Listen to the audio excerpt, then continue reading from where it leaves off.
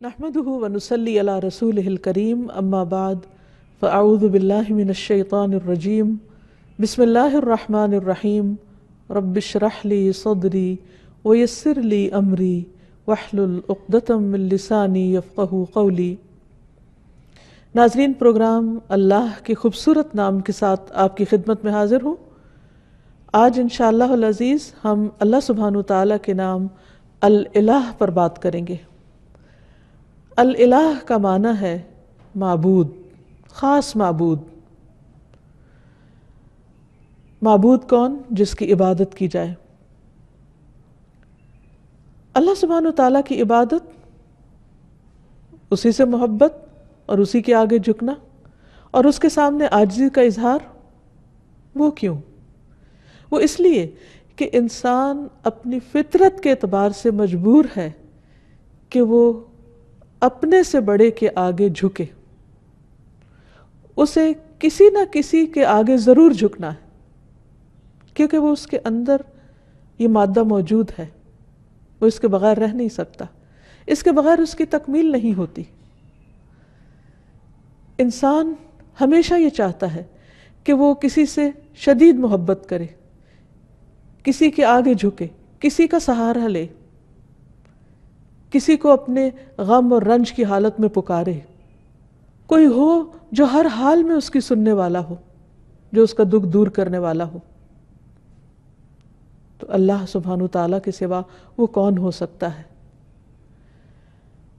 جب سے انسان پیدا ہوا ہے اور انسانی تاریخ میں جو مختلف ادوار آئے ہیں، اس میں لوگوں نے اللہ سبحانہ وتعالیٰ کو معبود تو مانا، لیکن اس کے ساتھ دوسروں کو بھی الہ مان لیا، یعنی ظاہر میں نظر آنے والی چیزوں کو بھی انہوں نے اپنا سہارا بنا لیا۔ کوئی درخت کے آگے جھکا تو کوئی پہاڑ کے آگے جھک گیا، کوئی سمندر سے خوف کھا کر اس کے آگے جھکنے لگا، کسی نے آگ کو اپنا خدا مان لیا اور وہ اس کی عبادت کرنے لگا۔ گویا جس چیز سے وہ ڈرا یا جس چیز سے وہ حیران ہوا یا جس چیز نے اس کو امپریس کیا یا انفلوئنس کیا یا جس چیز کے لیے اس کے دل کے اندر ایک خاص کیفیت پیدا ہوئی، اس نے اسی کو اپنا معبود بنا لیا۔ لیکن اللہ سبحانہ وتعالیٰ فرماتے ہیں وَإِلَٰهُكُمْ إِلَٰهٌ وَاحِدٌ لَا إِلَٰهَ إِلَّا هُوَ الرَّحْمَٰنُ الرَّحِيمُ۔ سورۃ البقرہ آیت 63 ہے، اور تمہارا معبود، تمہارا الہ بس ایک ہی الہ ہے، وہ جس نے ان سب چیزوں کو پیدا کیا ہے۔ مخلوق الہ نہیں ہو سکتی، الہ تو وہی ہو سکتا ہے کہ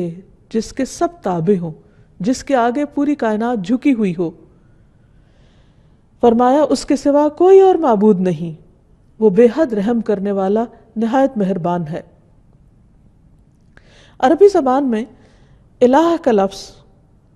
اللہ سبحانہ تعالیٰ کے لیے استعمال ہوتا ہے، تو اس آیت سے پتہ یہ چلتا ہے کہ اللہ سبحانہ تعالیٰ اپنی الہیت میں منفرد ہے، یکتا ہے، اکیلا ہے، اور الوہیت کے اندر یعنی الہ ہونے کے اندر کمال علم، کمال قدرت، کمال رحمت اور کمال حکمت کے معنی پائے جاتے ہیں۔ یعنی وہی الہ ہو سکتا ہے جس کا علم کامل ہو، جس کی قدرت کامل ہو، جس کی رحمت کامل ہو، جس کی حکمت کامل ہو، اور اس میں کسی قسم کا کوئی نقص نہ پایا جاتا ہو۔ اور یہ تمام صفات صرف اور صرف اللہ سبحانہ تعالیٰ کے اندر ہی ہیں، اسی لیے وہی دراصل الہ ہے، وہی معبود ہے اور وہی عبادت کے لائق ہے، عبادت کا حقدار ہے، کیونکہ کسی اور کے اندر یہ صفات اس درجے میں پائی ہی نہیں جاتی۔ تو یہ صفات اس بات کا تقاضا کرتی ہیں کہ ایک انسان اللہ ہی کو اپنا محبوب سمجھے اور انتہا درجے کی محبت صرف اسی کے ساتھ کرے، انتہا درجے میں صرف اسی کے آگے جھکے، اپنا سر اور اپنی پیشانی صرف اسی کے سامنے ٹکائے، کچھ مانگے تو صرف اسی سے مانگے، اسی کے آگے ہاتھ پھیلائے اور کسی اور کے آگے نہیں۔ سورۃ الانبیاء میں اللہ تعالیٰ فرماتے ہیں لا الہ الا انا فاعبدونی، میرے سوا کوئی معبود نہیں، لہٰذا تم میری ہی عبادت کرو، یعنی مانگو تو مجھ سے مانگو، جھکو تو میرے آگے جھکو، اس لیے کہ وہ دینے پہ قادر ہے، وہ اتنا عظیم ہے کہ اس کے آگے جھکنا انسان کے لیے باعث عزت ہے، باعث ذلت نہیں، کیونکہ انسان جب اپنے سے چھوٹی چیز کے آگے جھکتا ہے تو یہ جھکنا اس کے لیے باعث ذلت ہے۔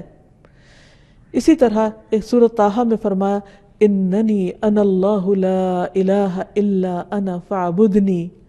بے شک میں ہی اللہ ہوں، میرے سوا کوئی معبود نہیں، بس تم میری ہی عبادت کرو۔ اللہ سبحانہ تعالیٰ کے لیے الہ کے علاوہ رب کا بھی لفظ آتا ہے، یعنی رب بھی اللہ کے ناموں میں سے ایک نام ہے، لیکن ان دونوں میں فرق ہے۔ رب کا مطلب ہے مخلوق کو پیدا کرنے والا، اس کو رزق دینے والا، اس کا انتظام کرنے والا، لیکن الہ کا مطلب ہے جو عبادت کے مستحق ہے، یعنی جس کی عبادت کی جائے، جس کی تعظیم کی جائے، جس کے آگے عاجزی اور انکساری کا اظہار کیا جائے۔ تو عبادت حقیقت میں محبت، اطاعت، تسلیم و رضا اور تعظیم پر مبنی ہوتی ہے،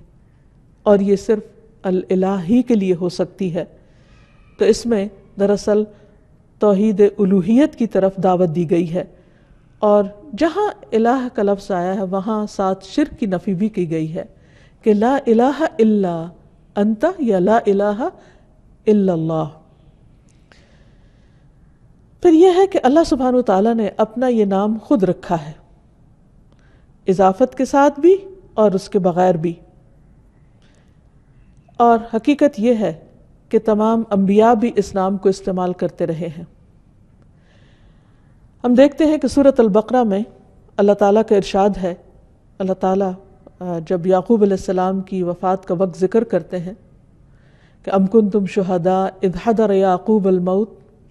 اذ قال لبنیہ ما تعبدون من بعدی، کیا تم حاضر تھے اس وقت جب یعقوب کو موت آئی، جب اس نے اپنے بچوں سے کہا کہ میرے بعد تم کس کی عبادت کرو گے، کس کے آگے جھکو گے؟ تو انہوں نے کیا کہا؟ نعبد الہک و الہ آبائک ابراہیم و اسماعیل و اسحاق الہا واحدا ونحن لہ مسلمون، ہم تیرے معبود نعبد الہک، اس کی عبادت کریں گے۔ یہاں بھی لفظ الہ استعمال ہوا ہے کہ جب عبادت کی بات ہے تو پھر ساتھ ہی الہ کا لفظ آ جاتا ہے کہ وہ خاص معبود جو عبادت کا مستحق ہے۔ تو تیرے معبود اور تیرے آبا یعنی ابراہیم، اسماعیل، اسحاق، ان سب کے الہ کی جو ایک ہی الہ ہے اس کی ہم سب عبادت کریں گے۔ تو گویا یعقوب علیہ السلام اپنی اولاد کو ایک اللہ الالہ کی عبادت کی تاکید کر کے گئے، وصیت کر کے گئے۔ پھر اسی طرح اللہ کا نام الالہ اللہ تعالیٰ کی ذات اور اس کی صفات پر دلالت کرتا ہے، یعنی اللہ تعالیٰ کا یہ نام جو ہے وہ اس کی صفات کو بھی بیان کرتا ہے، اور حقیقت یہ ہے کہ یہ صرف اللہ سبحانہ تعالیٰ ہی کے لیے ہے۔ یہاں یہ بات بھی یاد رہے کہ اللہ سبحانہ تعالیٰ نے خود اپنے ساتھ دوسرے الہوں کا انکار کیا ہے۔ قرآن مجید میں اللہ تعالیٰ فرماتے ہیں سورۃ المؤمنون میں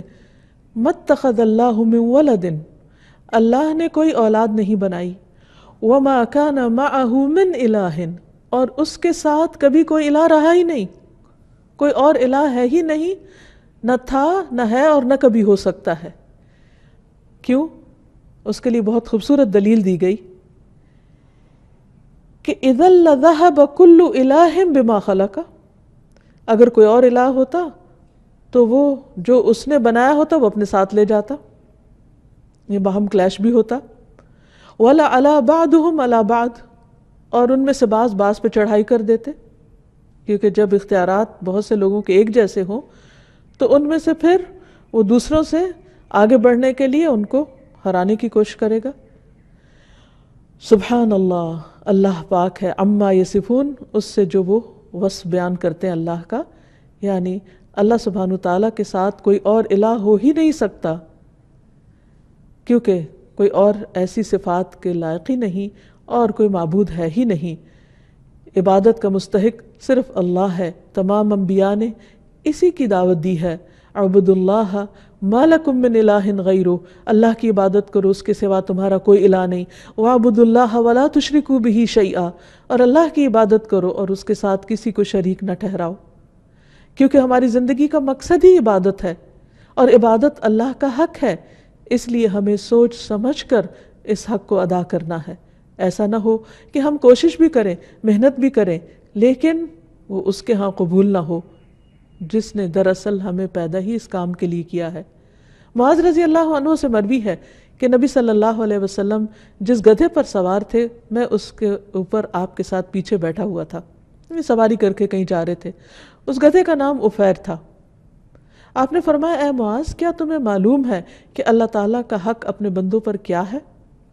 اور بندوں کا حق اللہ تعالیٰ پر کیا ہے؟ میں نے کہا کہ اللہ اور اس کا رسول ہی زیادہ جانتے ہیں۔ آپ نے فرمایا، اللہ کا حق اپنے بندوں پر یہ ہے کہ وہ اس کی عبادت کریں اور اس کے ساتھ کسی دوسرے کو شریک نہ ٹھہرائیں، اور بندوں کا حق اللہ پر یہ ہے کہ جو بندہ اللہ کے ساتھ کسی کو شریک نہ ٹھہرائے اللہ اسے عذاب نہ دے، یعنی جو شخص توحید پر ہو پھر اللہ سبحانہ وتعالیٰ اس کو اپنے عذاب سے، سزا سے محفوظ رکھیں۔ پھر یہ ہے کہ اللہ تعالیٰ کو راضی کرنے کے لیے ضروری ہے کہ ہم صرف اسی کی عبادت کریں اور اس کے ساتھ کسی کو شریک نہ ٹھہرائیں، اور اللہ کی رسی کو مضبوطی سے تھامے رکھیں اور کسی تفرقہ بازی کا شکار نہ ہوں۔ پھر یہ بھی یاد رہے کہ جو شخص اللہ کو اپنا الہ مان لیتا ہے وہ سلامت رہتا ہے۔ قرآن مجید میں آتا ہے، الذین آمنوا ولم یلبسوا ایمانہم بظلم اولئک لہم الامن وہم مہتدون۔ جو لوگ ایمان لائے پھر اپنے ایمان کو ظلم یعنی شرک سے آلودہ نہیں کیا، یعنی اللہ کا حق عبادت کسی اور کو نہیں دیا، اس کے ساتھ کسی اور کو شریک نہیں کیا عبادت میں، یہی لوگ قیامت کے دن امن میں رہیں گے اور دنیا اور آخرت میں یہی لوگ ہدایت یافتہ ہوں گے۔ پھر اگر کوئی شخص اللہ سبحانہ وتعالیٰ کی حفاظت حاصل کرنا چاہتا ہے، یعنی اس کے عذاب سے اللہ کی پناہ میں رہنا چاہتا ہے، تو اس کے لیے بھی یہی ضروری ہے کہ وہ الہ ہی کی عبادت کرے۔ رسول اللہ صلی اللہ علیہ وسلم نے حضرت معاذ سے فرمایا تھا، احفظ اللہ یحفظک، اے معاذ اللہ کی حفاظت کرو، یعنی اس کے حقوق کی حفاظت کرو، اس کی عبادت میں کسی کو شریک نہ کرو۔ یحفظک، وہ اللہ تمہاری حفاظت کرے گا۔ احفظ اللہ تجدہ تجاہک، اللہ کی حفاظت کرو یعنی اللہ کے حق کی حفاظت کرو۔ تجدہ تجاہک، تم اسے اپنے سامنے پاؤ گے۔ پھر جب تمہیں اس سے کوئی کام ہوگا، ضرورت ہوگی، تم اس کو پکارو گے، اور پکارنا بھی تو عبادت ہے، تو وہ تمہاری پکار سنے گا، تمہاری مدد کرے گا اور تمہاری محتاجی کو بھی دور کرے گا۔ عام طور پر ہم یہ سمجھتے ہیں کہ اگر ہم اللہ سبحانہ وتعالیٰ کی عبادت کریں گے تو شاید زندگی ہم پر مشکل ہو جائے، ہمارے حالات تنگ ہو جائیں، یا پھر ہمارے لیے دنیا کے کام کاج کا وقت نہ بچے۔ حالانکہ حقیقت اس کے برعکس ہے۔ اللہ تعالیٰ فرماتے ہیں، حدیث قدسی ہے، اے ابن آدم، یعنی اے آدم کی اولاد، تم اپنے آپ کو میری عبادت کے لیے فارغ کر لو، یعنی میری عبادت کے لیے بھی وقت نکالو، میں تمہارے دل کو بے نیازی سے بھر دوں گا، یعنی تمہیں ایک خاص قسم کی سیٹسفیکشن عطا کروں گا۔ ورنہ بعض اوقات کیا ہوتا ہے، انسان کے پاس بہت کچھ بھی ہوتا ہے لیکن اس کے دل کو اطمینان نہیں ہوتا، اس کے اندر ایک ویکیوم سا ہوتا ہے، اس کے اندر ایک خلا ہوتا ہے، اس کے اندر اطمینان نہیں ہوتا۔ وہ بہت کچھ کرتے ہوئے بھی یوں سمجھتا ہے کہ جیسے وہ کچھ کر نہیں پا رہا، اسے اپنا مطلوب حاصل نہیں ہو رہا، کیونکہ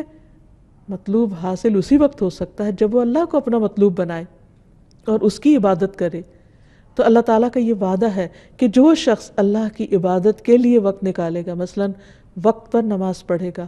وقت پر اپنے فرائض ادا کرے گا، اللہ سبحانہ وتعالیٰ اس کے دل کے اندر ایک غنا پیدا کر دیں گے، اور تمہارا فقر یعنی محتاجی دور کر دوں گا، وہ خلا دور کر دوں گا۔ لیکن اگر تم ایسا نہیں کرو گے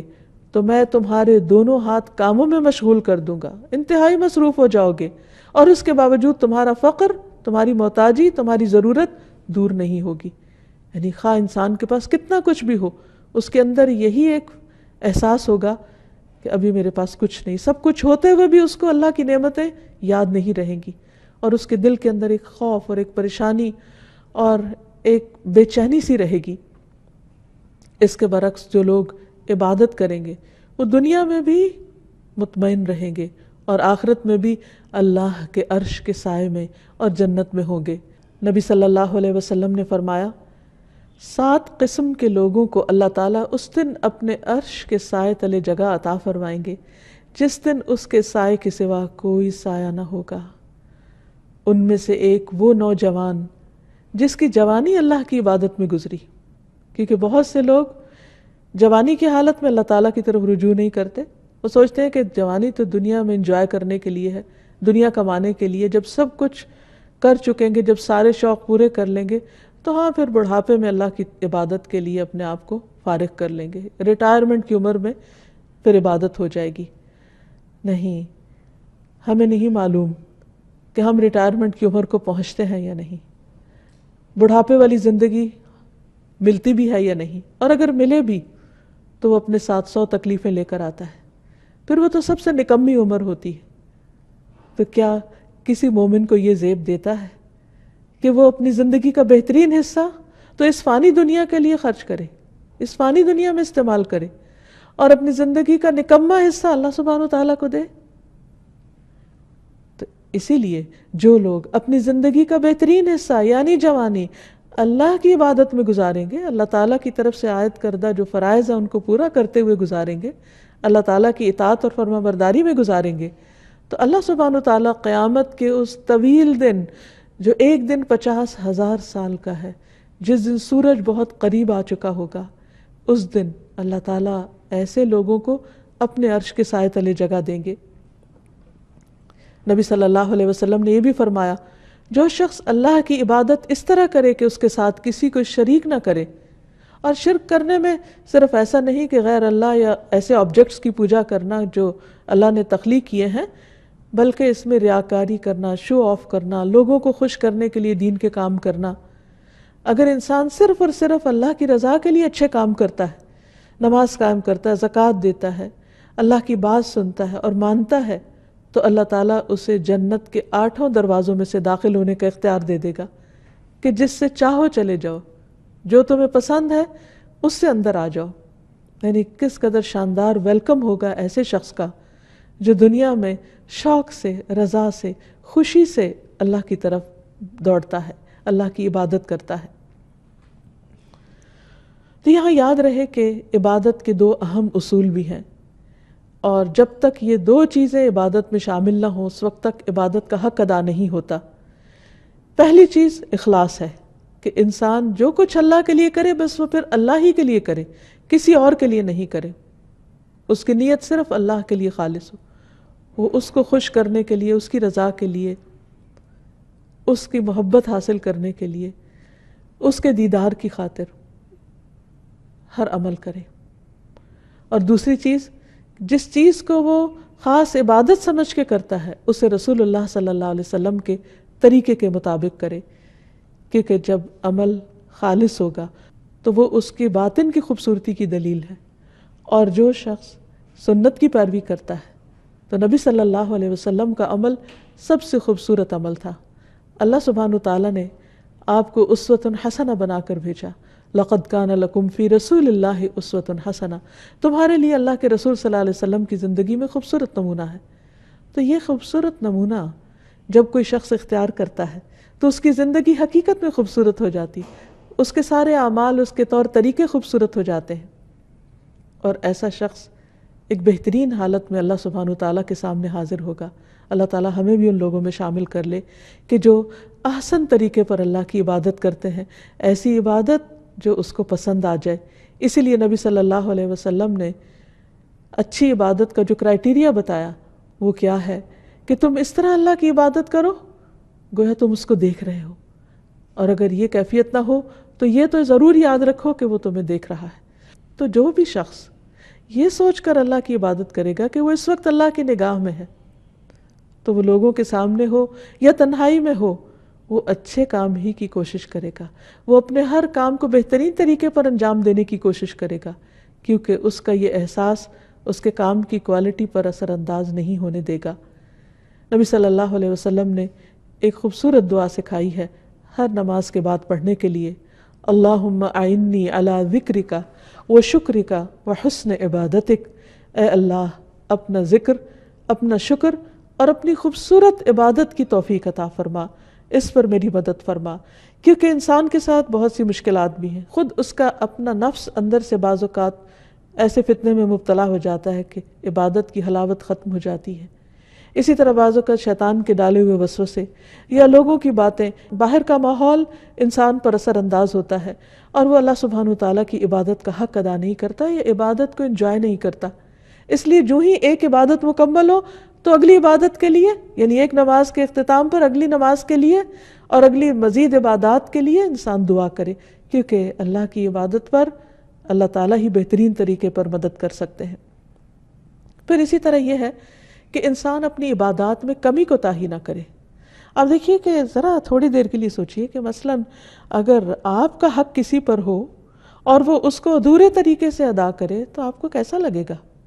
مثلا کسی نے آپ سے قرض لیا اور جب وہ واپس کرے تو آدھا کرے. کسی نے آپ سے کسی چیز کے دینے کا وعدہ کیا اور پھر اس کو پورا نہیں کیا، تو اس پر آپ کی کیفیت کیا ہوگی؟ اس بات سے اب اس معنی اور مقصد کو سمجھیے کہ اللہ سبحانہ وتعالیٰ نے ہم پر کچھ فرائض اور کچھ عبادات لازم کی ہیں جن کو ہمیں ہر صورت ادا کرنا ہے. مثلا دن میں 5 نمازیں فرض ہیں. اب اگر کوئی شخص یہ کہے کہ میں نے 4 پڑھ لیے، کیا یہ کم ہے؟ یہ بھی تو بہت ہے. نہیں، اللہ سبحانہ وتعالیٰ نے 5 کا حکم دیا ہے. ہم اسے اپنی مرضی سے 4 نہیں کر سکتے یا 3 نہیں کر سکتے، اور اسی طرح اپنی مرضی سے 6 بھی نہیں کر سکتے ان کو، کیونکہ اتنا ہی کرنا ہے، اسی طرح کرنا ہے جیسا کرنے کا اللہ سبحانہ وتعالیٰ نے حکم دیا، تبھی عبادت کا حق ادا ہوگا. عبادت کا مطلب ہوتا ہے مکمل اطاعت. اور اگر ہم بات ہی نہیں مان رہے تو پھر اپنی مرضی سے جو بھی چاہیں کریں وہ عبادت شمار نہیں ہوگی. ہاں، اللہ کی رضا، اللہ کی پسند، اللہ کی خوشی کے لیے چھوٹا سا کام بھی کرے. ایک لقمے جیسی چیز بھی اللہ کے راستے میں خیرات کر دے، اللہ سبحانہ وتعالیٰ اسے خوشی سے قبول کرتے ہیں اور اسے بڑھاتے ہیں، حتیٰ کہ ایک لقمہ بہت پہاڑ برابر کر دیتے ہیں اجر و ثواب کے اعتبار سے، کیونکہ وہ صرف اللہ کے لیے دیا گیا، وہ صرف اللہ کی رضا اور اللہ کی خوشی میں اللہ کی خاطر خرچ کیا گیا. تو اللہ سبحانہ وتعالیٰ اس کی بہترین طریقے پر قدردانی فرماتے ہیں. تو ہمیں نہ عبادت میں اضافے کا حق حاصل ہے اور نہ عبادت میں کوتاہی کا. یہاں یہ یاد رہے کہ اللہ سبحانہ وتعالیٰ نے ہم پر جو عبادت فرض کی ہے، ہمیں اس میں اختیار نہیں دیا گیا کہ ہم اپنی مرضی سے اس عبادت میں کچھ اضافہ کر دیں یا پھر اس میں کچھ کمی کر دیں، کیونکہ عبادت کی اصل روح اطاعت ہے، فرما برداری ہے، اللہ کے حکم کی تابع داری ہے. انس رضی اللہ عنہ سے مروی ہے کہ ایک آدمی نبی صلی اللہ علیہ وسلم کی خدمت میں حاضر ہوا اور عرض کی، اے اللہ کے رسول صلی اللہ علیہ وسلم، یہ بتائیے کہ اللہ تعالیٰ نے کتنی نمازیں فرض کی ہیں، یعنی جن کی پابندی ہم پر لازم ہے. آپ نے فرمایا، اللہ نے اپنے بندوں پر 5 نمازیں فرض کی ہیں. اس نے پوچھا، ان سے پہلے یا بعد میں تو کوئی نماز فرض نہیں، یعنی ان کے علاوہ فرض کے درجے میں تو نہیں کچھ؟ آپ نے 3 بار یہ فرمایا کہ اللہ نے اپنے بندوں پر 5 نمازیں فرض کی ہیں. اس پر وہ کہنے لگا، اس ذات کی قسم جس نے آپ کو حق کے ساتھ بھیجا ہے، میں اس میں کسی قسم کی کمی یا زیادتی نہیں کروں گا، یعنی 5 سے کم 4 بھی نہیں پڑھوں گا اور 5 سے زیادہ 6 بھی نہیں پڑھوں گا، بس اتنی ہی پڑھوں گا جتنی اللہ تعالیٰ نے مجھ پر فرض کی ہیں. تو نبی صلی اللہ علیہ وسلم نے فرمایا، اگر یہ شخص سچا رہا، یعنی جو یہ کہہ رہا ہے اس نے ایسا ہی کیا، تو یہ جنت میں داخل ہوگا. عبادت کے سلسلے میں ایک اور بات یہ یاد رہے کہ عبادت میں شدت اور خود پسندی نہیں ہونی چاہیے، کیونکہ عبادت اللہ تعالیٰ کا حق ہے. نبی صلی اللہ علیہ وسلم نے فرمایا، ایک قوم ایسی آئے گی جو عبادت کرے گی حتیٰ کہ لوگ ان کی عبادت کی کثرت پر تعجب کریں گے، بڑے حیران ہوں گے کہ اتنے عبادت گزار ہیں، لیکن وہ اس عبادت کی وجہ سے خود پسندی کا شکار ہو جائیں گے، اپنے آپ کو بڑی چیز سمجھنے لگیں گے کہ ہم بہت نیک ہیں. وہ لوگ دین سے اس طرح نکل جائیں گے جیسے تیر شکار سے نکل جاتا ہے، کیونکہ اللہ تعالیٰ کو ایسی عبادت کی ضرورت نہیں. عبادت ہے دراصل اللہ کا حق، اللہ کو خوش کرنے کے لیے کرنا ہے، نہ کہ بندوں کو دکھانے کے لیے یا بندوں کے سامنے نیک بننے کے لیے. تو جس بندے کے اندر عبادت کا ذوم آ جائے وہ اللہ سبحانہ وتعالیٰ کو پسند نہیں. ابلیس کے ساتھ کیا معاملہ ہوا تھا؟ اس کو بھی اپنی عبادت کی وجہ سے ایک خود پسندی اس کے اندر آ گئی تھی کہ جس بنا پر اس نے آدم کے آگے جھکنے سے انکار کر دیا تھا۔ تو یاد رکھیے کہ جب ہم لا الہ الا اللہ کہتے ہیں تو پھر صرف اللہ کو ہی عبادت کے لائق مانتے ہیں، کسی اور آبجیکٹ کو نہیں، اور حتیٰ کہ اپنے نفس کو بھی نہیں، کیونکہ اس زمین پر جن معبودوں کی پیروی ہوتی ہے ان میں سے سب سے زیادہ پیروی ہم اپنے ہی نفس کی کر رہے ہوتے ہیں، اپنے دل کی خواہشات کی۔ مثلا فجر کی نماز کا وقت ہو گیا اور دل کیا چاہتا ہے، سوئے رہو، تو ہم اٹھتے نہیں، تو ہم نے اللہ کی بات تو نہیں مانی، ہمیں آواز آ رہی ہے حی علی الصلاۃ، حی علی الفلاح، آؤ نماز کی طرف، آؤ کامیابی کی طرف، لیکن ہم اس پکار کو سنتے ہی نہیں اور کامیابی کا دروازہ بند کر دیتے ہیں اور ہم سوئے رہتے ہیں۔ یا ہم نے اب اللہ کی عبادت نہیں کی، اپنے نفس کی عبادت کی۔ اسی طرح زندگی کے کسی بھی اور کام، کسی جاب، کسی مشغلے، کسی بھی پسند کی چیز میں مشغول ہو کر، خواہ کتنی ہی دنیاوی اعتبار سے شدید ضرورت کے کام میں بھی مصروف ہو کر اگر انسان اللہ کو بھلا دیتا ہے تو یہ دراصل اپنے آپ پر ہی ظلم کرتا ہے، اور یہ لا الہ الا اللہ کے منافی ہے۔ اللہ سبحانہ وتعالیٰ نے تمام بندوں سے اپنی عبادت کا مطالبہ کیا ہے۔ قرآن مجید میں اللہ تعالیٰ فرماتے ہیں یا ایھا الناس اعبدوا ربکم الذی خلقکم والذین من قبلکم لعلکم تتقون، اے لوگو اپنے رب کی عبادت کرو جس نے تمہیں پیدا کیا اور ان کو بھی جو تم سے پہلے تھے۔ یعنی عبادت کیوں کرو؟ کیا اللہ تعالیٰ کو کوئی فائدہ ہے؟ نہیں، یہ دراصل تمہارے اپنے فائدے کی چیز ہے۔ فائدہ کیا ہوگا؟ لعلکم تتقون، تم بچ جاؤ گے، یعنی دنیا میں ان عبادات کی وجہ سے کئی برائیوں سے، کئی قسم کی مشکلات سے بچ جاؤ گے، اور آخرت میں اس آگ سے بچ جاؤ گے جو اللہ کے نافرمانوں کے لیے، سرکش اور متکبر لوگوں کے لیے تیار کی گئی ہے۔ پھر اسی طرح یہ ہے کہ عبادت ہی کا ایک حصہ یہ ہے کہ انسان اللہ سبحانہ تعالیٰ ہی سے ڈرے، ایک الہ سے۔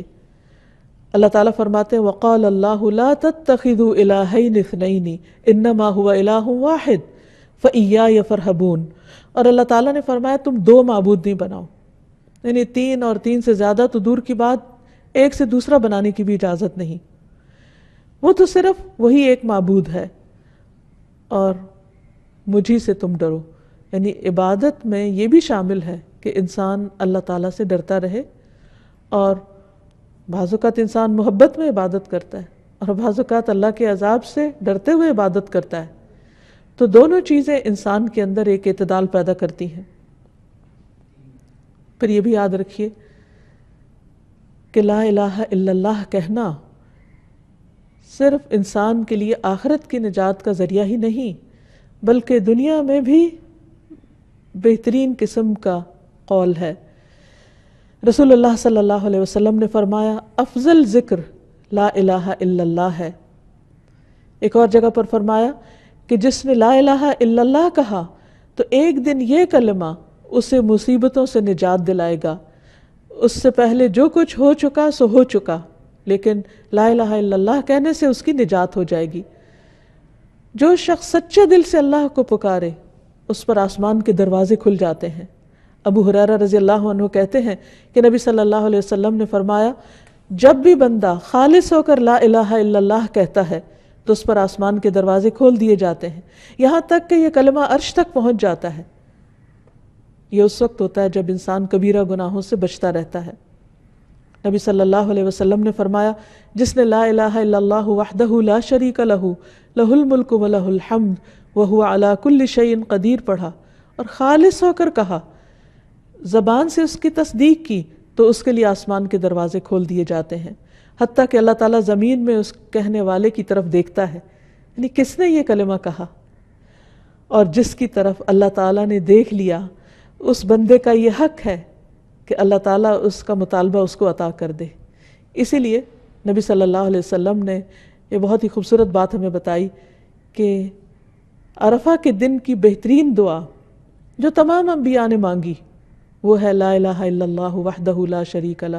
لہ الملک ولہ الحمد وہو علی کل شیء قدیر۔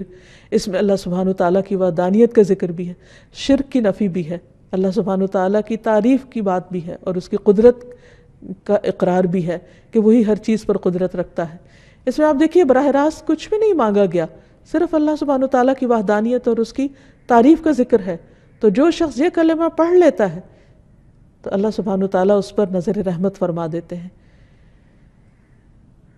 پھر یہ کلمہ صرف زندگی میں نہیں، صرف مشکلات میں نہیں، مرنے والا اگر مرتے وقت پڑھتا ہے تو اس کے لیے جنت کا وعدہ ہے۔ رسول اللہ صلی اللہ علیہ وسلم نے فرمایا اپنے مرنے والوں کو لا الہ الا اللہ کی تلقین کیا کرو، کیونکہ اس کلمے پہ موت آنے پر جنت میں داخلہ اور جہنم حرام کر دی جاتی ہے۔ یہ کلمہ اللہ کے ہاں حجت بنتا ہے، نبی صلی اللہ علیہ وسلم کی شفاعت کا ذریعہ ہے، اور اس کلمے کا وزن ہر چیز سے زیادہ ہے۔ نوف رضی اللہ عنہ کہتے ہیں کہ اگر آسمان و زمین اور ان کے درمیان کی تمام چیزوں کو ترازو کے ایک پلڑے میں رکھ دیا جائے اور دوسرے پلڑے میں صرف لا الہ الا اللہ رکھ دیا جائے تو وہ دوسرا پلڑا جھک جائے گا۔ اسی لیے اگر کسی شخص نے سچے دل سے لا الہ الا اللہ پڑھا ہو اور ہر شرک سے نفی کی ہو تو قیامت کے دن یہی ایک کلمہ اس کی نجات کا ذریعہ بن جائے گا۔ اور اگر کوئی اپنے گناہوں کی وجہ سے دوزخ کی آگ میں گیا بھی تو اس لا الہ الا اللہ کی وجہ سے اس کو وہاں سے بالآخر نکال لیا جائے گا، خواہ اس نے بڑے بڑے گناہ کیے ہوں، لیکن ان گناہوں کی سزا بھگتنے کے بعد یہ کلمہ اس کی نجات کا ذریعہ بنے گا۔ تو حقیقت یہ ہے کہ اللہ سبحانہ وتعالیٰ کا یہ نام یعنی الالہ، اس کے ساتھ جب اللہ کو پکارا جاتا ہے تو انسان کی دعا قبول ہوتی ہے۔ اسی لیے نبی صلی اللہ علیہ وسلم کو خاص طور پر حکم دیا گیا قل اعوذ برب الناس ملک الناس الہ الناس من شر الوسواس الخناس الذی یوسوس فی صدور الناس من الجنۃ والناس۔ آپ کہہ دیجئے میں پناہ لیتا ہوں لوگوں کے رب کی، لوگوں کے بادشاہ کی، لوگوں کے الہ، لوگوں کے معبود کی، وسوسہ ڈالنے والے کے شر سے جو پلٹ پلٹ کر آنے والا ہے، جو لوگوں کے سینوں میں وسوسے ڈالتا ہے۔ پھر ہم دیکھتے ہیں کہ یونس علیہ السلام جب مچھلی کے پیٹ میں چلے گئے اور انتہائی غم کی حالت میں تھے، اس وقت جب انہوں نے اسی کلمے کے ذریعے اللہ کو پکارا تو اللہ سبحانہ تعالیٰ نے ان کا غم دور کر دیا، انہیں اس بڑی مشکل سے نجات دی۔ اور وہ کلمہ کیا ہے؟ وَذَنُّونِ إِذْ ذَهَبَ مُغَاضِبًا فَظَنَّ أَن لَّن نَّقْدِرَ عَلَيْهِ فَنَادَىٰ فِي الظُّلُمَاتِ أَن لَّا إِلَٰهَ إِلَّا أَنتَ سُبْحَانَكَ إِنِّي كُنتُ مِنَ الظَّالِمِينَ۔ اور مچھلی والے کو جب وہ غصے سے بھرا ہوا چلا گیا، بس اس نے سمجھا کہ ہم اس پر گرفت تنگ نہ کریں گے، تو اس نے اندھیروں میں پکارا کہ تیرے سوا کوئی معبود نہیں، صرف اس الالہ کو پکارا، تو پاک ہے، یقیناً میں ظلم کرنے والوں میں سے ہو گیا ہوں۔ تو اللہ سبحانہ تعالیٰ نے انہیں وہاں سے نجات دی اور باقی سب مومنوں کو بھی بشارت دی وَكَذَلِكَ نُنْجِي الْمُؤْمِنِينَ، کہ باقی مومنوں کو بھی ہم اسی طرح نجات دیں گے۔ اسی لیے نبی صلی اللہ علیہ وسلم جب کسی کرب کی حالت میں ہوتے، تکلیف کی حالت میں ہوتے تو پڑھتے لا الہ الا اللہ العظیم الحلیم، لا الہ الا اللہ رب العرش العظیم، لا الہ الا اللہ رب السماوات ورب الارض ورب العرش الکریم۔ اللہ صاحب عظمت اور بردبار کے سوا کوئی معبود نہیں، اللہ کے سوا کوئی معبود نہیں جو عرش عظیم کا رب ہے، اللہ کے سوا کوئی معبود نہیں جو آسمانوں اور زمین کا رب ہے اور عرش کریم کا رب ہے۔ تو جو شخص تنگی اور تکلیف میں اس دعا کو پڑھے گا، اللہ سبحانہ وتعالیٰ اس کی تکلیف کو دور کر دے گا، کیونکہ نبی صلی اللہ علیہ وسلم اس دعا کو پڑھا کرتے تھے۔ پھر سید الاستغفار میں بھی جب ایک بندہ کہتا ہے اللہم انت ربی لا الہ الا انت خلقتنی وانا عبدک وانا علی عہدک ووعدک ما استطعت اعوذ بک من شر ما صنعت ابوء لک بنعمتک علی وابوء بذنبی فاغفر لی فانہ لا یغفر الذنوب الا انت۔ اے اللہ، آپ میرے رب ہیں، آپ کے علاوہ کوئی الہ نہیں، کوئی معبود نہیں، آپ نے مجھے پیدا کیا، میں آپ کا بندہ ہوں، اپنے عہد اور وعدے پر قائم ہوں، جتنی بھی مجھ میں استطاعت ہے، جتنی بھی ہمت ہے، میں آپ کے احسانات کا اقرار کرتا ہوں اور اپنے گناہوں کا بھی اعتراف کرتا ہوں، آپ مجھے بخش دیجئے، کیونکہ آپ کے علاوہ گناہوں کو کوئی بھی معاف نہیں کر سکتا۔ تو جو شخص اس کلمے کو پڑھتا ہے، اس استغفار کو پڑھتا ہے، جس کو سید الاستغفار، استغفار کا سردار کہا گیا، تو اگر شام کے وقت پڑھتا ہے اور رات کو ڈیتھ ہو جاتی ہے تو اللہ تعالیٰ اس کے سارے گناہ معاف کر دیں گے، اس کو جنت میں داخل کریں گے۔ اسی طرح صبح سویرے اگر کوئی پڑھتا ہے تو رات میں اگر کوئی غلطی ہو گئی تو اللہ تعالیٰ اس کو معاف فرما دیں گے اور اس کو جنت میں داخل کرنے کا وعدہ کیا گیا ہے۔ تو حقیقت یہ ہے کہ انسان پر اللہ کا حق یہ ہے کہ انسان خالص ہو کر اس کی عبادت کرے اور ہر مشکل میں اسی کو پکارے اور اس کے اس نام کا واسطہ دے کر پکارے، تو انشاءاللہ اس کی دعائیں قبول ہوں گی۔ اللہ تعالی ہمیں اس عمل کی توفیق عطا فرمائے۔ وآخر دعوانا ان الحمد للہ رب العالمین۔ سبحانک اللہم وبحمدک، اشہد ان لا الہ الا انت، استغفرک واتوب الیک۔ السلام علیکم ورحمۃ اللہ وبرکاتہ۔